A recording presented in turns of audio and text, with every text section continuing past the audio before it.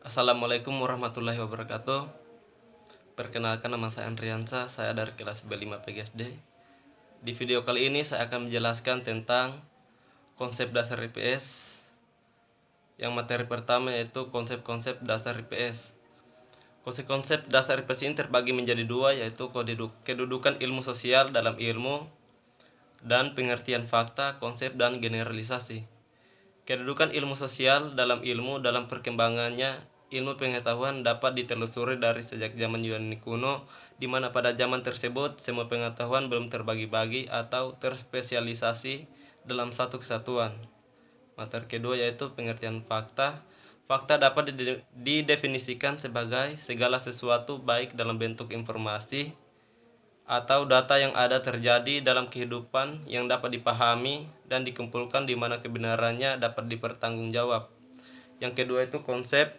Secara sederhana, konsep dapat diartikan sebagai suatu pemahaman atau pemberian label untuk sesuatu yang membantu seseorang mengenal, mengerti, dan memahami sesuatu tersebut. Yang ketiga, generalisasi.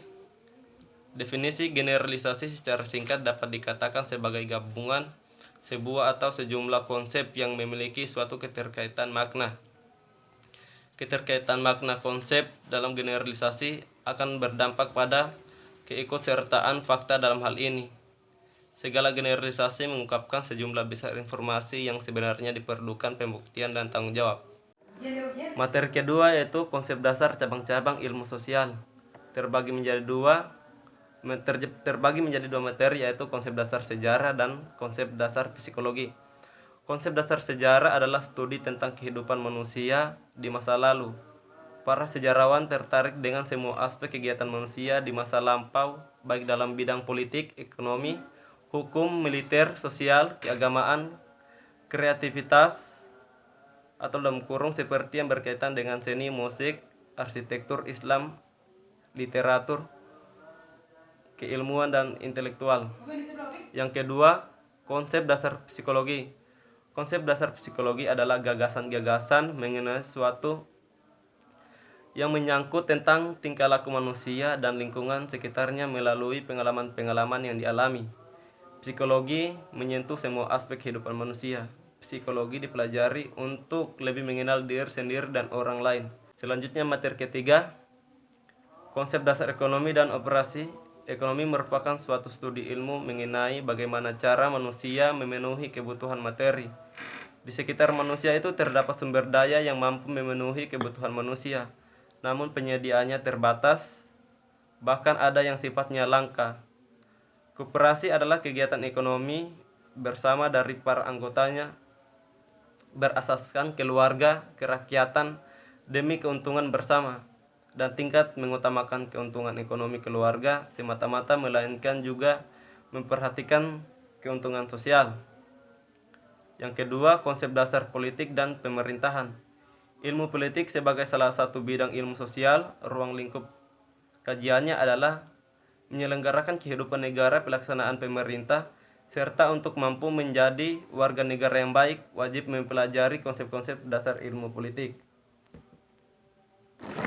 Lanjut materi keempat, konsep dasar cabang-cabang ilmu sosial terbagi menjadi dua, yaitu konsep dasar antropologi dan konsep dasar psikologi. Konsep dasar antropologi kebudayaan merupakan konsep yang paling esensi dan antropologi kebudayaan menurut Kontra-Ningrat adalah keseluruhan sistem gagasan, tindakan, serta hasil karya milik manusia yang digunakan dalam kehidupan masyarakat, di mana hal tersebut dijadikan milik melalui belajar. Yang kedua, konsep dasar psikologi. Konsep psikologi adalah gagasan-gagasan mengenai sesuatu yang menyangkut tingkah laku manusia dan lingkungan sekitar melalui pengalaman-pengalaman yang dialami. Psikologi menyentuh semua aspek kehidupan manusia. Psikologi dipelajari untuk lebih mengenal diri sendiri dan orang lain. Bukan itu yang saya baca tadi. Salah. Iyo, Materi ketiga tuh materi ketiga sudah. Lanjut materi kelima, yaitu keterampilan dasar dalam ilmu sosial. Terbagi menjadi 3 materi: keterampilan bertanya, keterampilan memperoleh, menganalisis, menyajikan dan memanfaatkan informasi, dan keterampilan menyusun dan menguji generalisasi. Bertanya merupakan suatu unsur yang selalu ada dalam suatu proses komunikasi, termasuk dalam komunikasi pembelajaran. Keterampilan bertanya merupakan ucapan atau pertanyaan yang dilontarkan guru sebagai stimulus untuk memunculkan atau menumbuhkan jawaban atau respon dari peserta didik. Yang kedua, keterampilan memperoleh, menganalisasi, menyajikan dan memanfaatkan informasi. Dalam kegiatan penelitian sosial, seorang peneliti sebelum menarik kesimpulan atas data atau informasi yang diperoleh, langkah yang tidak kalah pentingnya adalah menganalisis atau menafsirkan data-data yang telah terkumpul. Adapun tujuan yang ingin dicapai dengan menganalisis data atau informasi dalam suatu penelitian adalah untuk mengidentifikasi motif, alasan atau sebab dari suatu kejadian, mempertimbangkan atau menganalisis informasi-informasi agar diperoleh kesimpulan dan generalisasi berdasarkan informasi tersebut. Yang ketiga, keterampilan menyusun dan menguji generalisasi. Ada beberapa karakteristik yang perlu dipahami sebelum menguji generalisasi, yaitu generalisasi harus merupakan kalimat yang lengkap. Dimaksud bahwa kalimat yang menyatakan sebuah generalisasi terdiri dari pokok kalimat atau subjek, predikat, dan objek, sehingga kalimat tersebut memiliki makna yang luas dan rasional. Generalisasi merupakan kalimat pernyataan yang deklaratif yang berlaku sebagai suatu prinsip atau ketentuan pada konsep IPS. Maksudnya bahwa kalimat pembentuk generalisasi menjadi sebuah prinsip yang perlu diterapkan dalam pengajaran IPS. Selanjutnya, materi ke-6, individu, keluarga, dan masyarakat. Kata individu berasal dari bahasa Latin, yakni kata individuum, yang memiliki arti yang tak terbagi. Jadi individu adalah suatu sebutan yang dapat dipakai untuk menyatakan suatu kesatuan yang paling kecil dan terbatas. Keluarga adalah sekelompok primer yang paling penting di dalam masyarakat. Keluarga merupakan sebuah grup yang terbentuk dari perhubungan laki-laki dan wanita. Perhubungan itu sedikit banyak berlangsung lama untuk menciptakan dan membesarkan anak-anak. Jadi keluarga dalam bentuk yang murni merupakan suatu kesatuan sosial yang terdiri dari suami dan istri dan anak-anak yang belum dewasa. Yang ketiga, masyarakat. Dalam bahasa Inggris, masyarakat disebut juga sebagai society, asal katanya socios yang berarti kawan. Adapun kata masyarakat berasal dari bahasa Arab, yaitu syirk, artinya bergaul.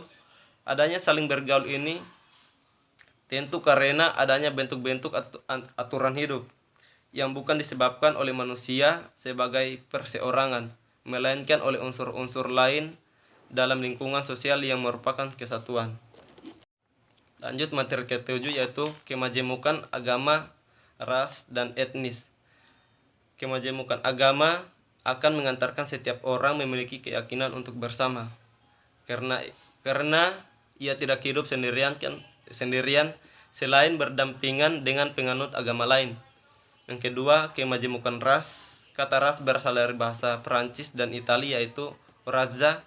Pertama kali istilah ini diperkenalkan oleh Francois Bernier, antropologi Perancis, untuk mengemukakan gagasan tentang pembedaan manusia berdasarkan kategori atau karakteristik warna kulit dan bentuk wajah. Yang ketiga, kemajemukan etnik. Di Indonesia, istilah kelompok etnis dapat disamaartikan dengan suku bangsa. Di samping ada pun pula yang menyebutkan dengan golongan etnis, misal golongan etnis Tionghoa. Suku yang berkembang di Indonesia ada yang memiliki tingkat peradaban yang telah maju dan mampu berbaur dengan suku bangsa lain. Itulah hasil dari pemaparan saya. Mohon maaf bila banyak salah kata. Billahi fisabilil haq, fastabiqul khairat. Assalamualaikum warahmatullahi wabarakatuh.